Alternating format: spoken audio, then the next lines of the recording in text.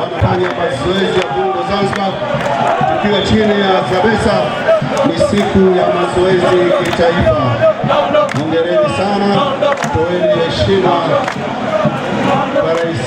Hao ni klabu ya mazoezi ya Bandari Sports Club, ndio wanaopita sasa hivi. Hao heshima kwa rais. Hao ni wana Bandari, vijana wa Island.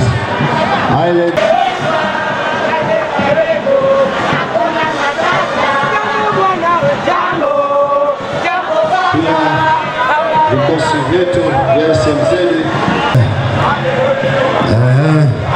Hizo ni njonjo za mazoezi, wanasema umoja ni nguvu. Mazoezi ya viungo ni jambo muhimu katika maisha ya mwanadamu, kwani yanachangia katika kuimarisha afya ya mwili na akili na kukinga magonjwa yasiyoambukiza kama kisukari, shinikizo la damu na magonjwa ya moyo. Bonanza hili ni jukwaa muhimu la kuwakumbusha wananchi kuwa afya njema ni nyenzo muhimu ya maendeleo ya mtu mmoja mmoja na taifa kwa ujumla. Napenda kutumia fursa hii kutoa msisitizo maalum juu ya umuhimu wa kushiriki na kuendeleza michezo mbalimbali ikiwemo mpira wa miguu, mpira wa kikapu, mpira wa wavu, riadha, michezo ya majini pamoja na michezo ya asili. Serikali itaendelea kuhimiza kuanzishwa na kuendelezwa kwa mabonanza, ligi na matukio ya michezo yenye hadhi ya kitaifa na kimataifa ili Zanzibar iwe kituo muhimu cha utalii wa michezo katika ukanda huu. Kwa hakika, michezo ni sekta yenye mchango mkubwa katika kuimarisha utalii na uchumi wa nchi.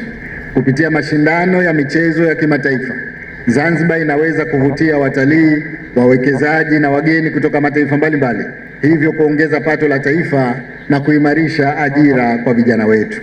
Serikali itaendelea kushirikiana na sekta binafsi na wadau wa michezo katika kuhakikisha miundombinu ya michezo inaendelezwa ili kukidhi viwango vya kimataifa na kuitangaza Zanzibar kama kitovu cha utalii wa michezo. Ndugu washiriki wa Bonanza, ndugu wananchi, mabibi na mabwana, malengo ya serikali ni kuendelea kuibua, kukuza na kuendeleza vipaji vya michezo kuanzia ngazi ya chini hadi ya juu ili kuwaandaa vijana wetu kuwa wana michezo wa kulipwa na wenye ushindani kimataifa. Kupitia programu madhubuti za mafunzo, nidhamu na usimamizi bora wa michezo, tuna imani kuwa Zanzibar itaendelea kutoa wanamichezo watakaouza vipaji vyao katika ligi na vilabu vya mataifa mengine na kuinua hadhi ya taifa letu pamoja na kuboresha maisha ya wananchi, maisha ya wanamichezo na familia zao. Ndugu washiriki na ndugu wananchi, serikali imeimarisha kwa kiwango kikubwa sekta ya michezo kutokana na ujenzi wa miundombinu yenye viwango vya kimataifa, ikiwemo ujenzi wa uwanja huu wa Amani Complex, uwanja wa Gombani Pemba na uwanja wa Mao. Aidha, ujenzi unaendelea kwa viwanja vingine 17 katika wilaya na mikoa yote nchini ambapo baadhi vimeshakamilika na vitaendelea kufunguliwa katika maadhimisho haya ya sherehe za miaka 62 ya Mapinduzi.